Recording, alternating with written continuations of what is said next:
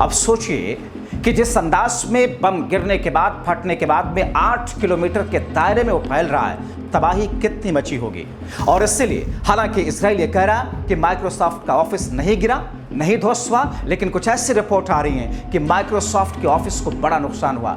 दोस्तों, जिस cluster bomb का अब ईरान इस्तेमाल कर रहा है बेहद खतरनाक और घातक है। क्लस्टर बम दागने का मतलब है ईरान बहुत ही आक्रामक अंदाज में इजराइल को खत्म करना चाहता है। दरअसल क्लस्टर बम एक ऐसा हथियार है जो हवा में फटकर दर्जनों या सैकड़ों छोटे छोटे विस्फोटक बम बिखेर देता है। ये छोटे छोटे बम एक बड़े क्षेत्र में फैल जाते हैं, घनी आबादी या सैन्य ठिकानों को भारी नुकसान पहुंचाते हैं।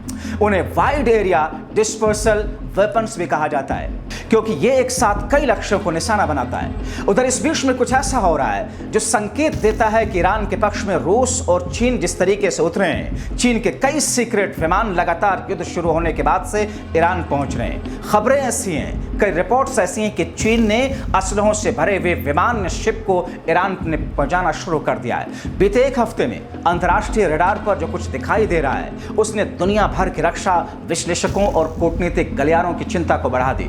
चीन से उड़ान भरने वाले कई बोइंग 747 विमान एक के बाद एक ईरान की ओर जाते हुए देखे गए। यानी कि ईरान लगातार पर्दे के पीछे से नहीं बल्कि खुलकर ईरान के लिए हथियार सप्लाई कर रहा है। ये सब ऐसे समय पर हो रहा है जब ईरान अपने परमाणु ठिकानों पर इजराइल के हमलों का सामना कर रहा है। अब सवाल उठ रहे हैं कि क्या चीन ईरान की मदद के लिए आगे आ गया है? वहीं रूसी राष्ट्रपति व्लादिमीर पुतिन ने ईरान और इजराइल के बीच में मध्यस्थता कराने की पेशकश की, मगर पुतिन ने भी जिस तरीके से इजराइल पर प्रहार किया, जिस तरीके से निशाने पर लिया, जिस तरीके से अमेरिकी राष्ट्रपति डोनाल्ड ट्रंप को चेतावनी दी, जाहिर तौर पर जल्द ही रूस भी खुल करके इस युद्ध में उतरने के संकेत दे रहा है। साथ ही रूस ने कहा कि ईरान ने अभी तक उससे सैन्य मदद नहीं मांगी है।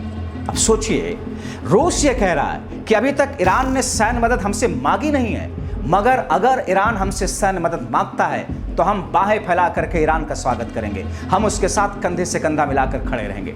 दोस्तों, ट्रंप ने फिलहाल पुतिन की मध्यस्थता की पेशकश को ठुकरा दिया।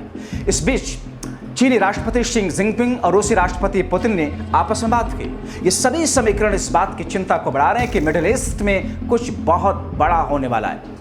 दोस्तों, फ्लाइट रडार 24 के डेटा के मुताबिक 14 जून से अब तक कम से कम 5 बोइंग 747 विमानों ने चीन से ईरान की ओर उड़ान भरी। इन विमानों ने चीन के उत्तरी हिस्से से पश्चिम की ओर उड़ान भरते हुए कजाकिस्तान, उज्बेकिस्तान, तुर्कमेनिस्तान पर पार किया। जैसे ही ईरान की सीमा के पास में पहुंचे वो रडार से गायब हो गए।